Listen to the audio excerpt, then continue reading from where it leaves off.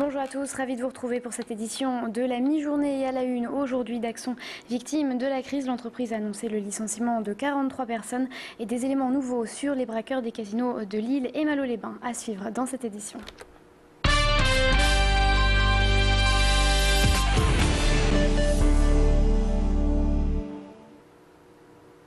À la une également aujourd'hui, ce fait divers, un automobiliste a été blessé hier à Villeneuve-d'Ascq lors d'une fusillade. Les faits se sont déroulés vers 20h30 dans le quartier de Pont-de-Bois. L'homme a reçu 7 coups de feu tirés d'un autre véhicule. Vite pris en charge par les secours, le pronostic vital de la victime ne serait pas engagé. Le tireur est quant à lui toujours recherché et une enquête a été ouverte pour déterminer les causes de cet affrontement. On en parlait dans les titres, 43 postes supprimés chez Daxon Motivex. À quelques jours des fêtes, la pilule est difficile à avaler pour les salariés. Même si la nouvelle était attendue et fait suite aux mauvais chiffres de l'entreprise, pour les employés, c'est tout de même la frustration. Hier se tenait la première réunion entre syndicats et patronat pour annoncer les mesures d'accompagnement. Les employés qui ont par ailleurs distribué des tracts. Écoutez ces propos recueillis par Macha Grunessen. Déjà, la pression, on ne l'a pas fait, mais on a pris un avocat et on a pris un cabinet d'experts comptables. Donc ça, c'est un premier point. On va travailler main dans la main et on va faire une réunion déjà pour savoir où ça en est par rapport au compte, tout ça, parce que ce qu'ils nous disent et ce que notre expert nous dira, ce sera peut-être différent. Et par rapport à tout ça, on verra avec notre avocat et pour réunir les gens.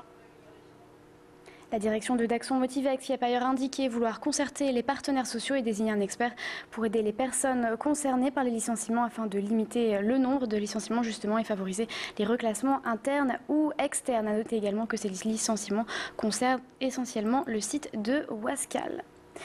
Rappelez-vous, c'était il y a un peu plus d'un an, les casinos de Lille et Malo-les-Bains s'étaient fait braquer. Le butin s'élevait à peu près à 36 000 €. 7 personnes de l'île Sud ont été interpellées lundi. Le chef présumé de commando de braqueurs a été déféré hier devant le parquet Lille. Il est âgé de 25 ans et a reconnu son implication dans les faits. Le père et la concubine de ce dernier ont également été arrêtés, soupçonnés d'avoir aidé au blanchiment des fonds. Et attention, n'oubliez pas, à partir de dimanche, les horaires de train changent. Dans le Nord, Pas-de-Calais, près de 800 TER et 200 TGV quotidiens vont modifier leurs heures de départ et d'arrivée. Toutes les informations sur le site de la SNCF. Plus d'infos également dans nos prochaines éditions. Et on vous propose également une idée de sortie pour ce week-end. Pourquoi ne pas tester l'Entrepôt, la nouvelle discothèque branchée de Lille. Elle accueille tous les fêtards de 20 à 50 ans.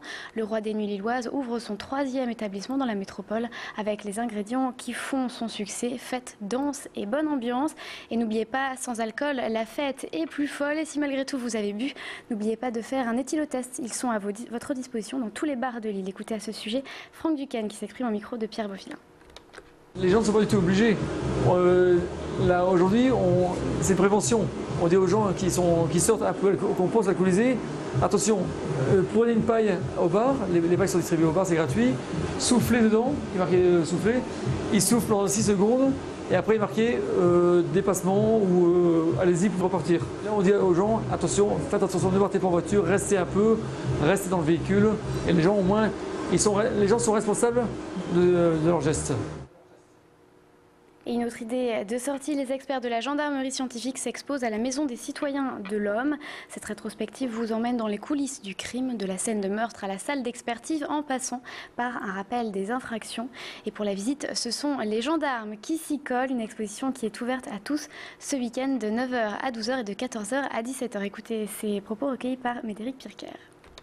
Le public cible, ça a été quelques classes de primaire, mais en majorité des collégiens, qui ont été très réceptifs. C'est-à-dire que lorsqu'ils arrivent sur cette scène ici, effectivement, ils sont un petit peu apeurés parce que bon, c'est une scène qui est identique à ce qu'on pourrait retrouver dans la réalité. Et ensuite, les questions fusent. Qu'est-ce qu'on fait avec cet objet? Qu'est-ce qu'avec cet objet? Voilà, c'est plus comme ça. Maintenant, ils ne sont pas encore vraiment tout à fait appropriés cette exposition. L'exposition va être suivie d'un petit questionnaire qu'on va leur fournir et on va voir s'ils ont bien assimilé. Bientôt Noël et si vous cherchez un cadeau original pour votre partenaire, vous trouverez peut-être votre bonheur au passage du désir.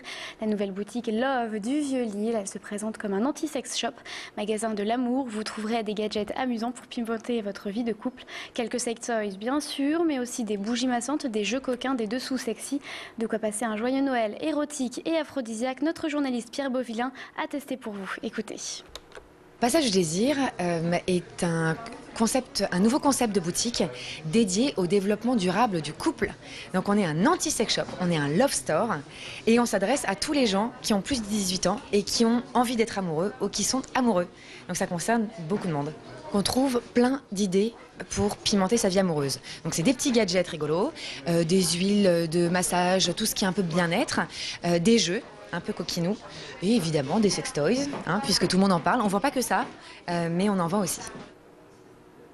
Et à noter dans votre agenda, pour le week-end, la Beige, l'association d'aide à la réinsertion des sans-abri, organise demain une journée de solidarité. Le but, sensibiliser les citoyens et récolter des dons pour continuer à mener à bien des projets d'aide aux démunis. À savoir que des étudiants du milieu paramédical viendront à votre rencontre dans le centre-ville de Lille pour vous informer et solliciter vos dons. Une exposition présentant les activités de l'association est également organisée sur le parvis Saint-Maurice. N'hésitez pas à y passer et à laisser vos dons. Restez avec nous, vous êtes en direct sur Grand Lille TV. On va revenir très vite sur Daxon qui licencie 43 postes sont concernés. Puis on reviendra également par ces changements d'horaire à la SNCF. Attention, si vous prenez le train ce week-end, les trains sont complètement modifiés. Des modifications qui concernent à la fois les TER et les TGV. Restez avec nous, on y revient tout de suite sur Grand Lille TV.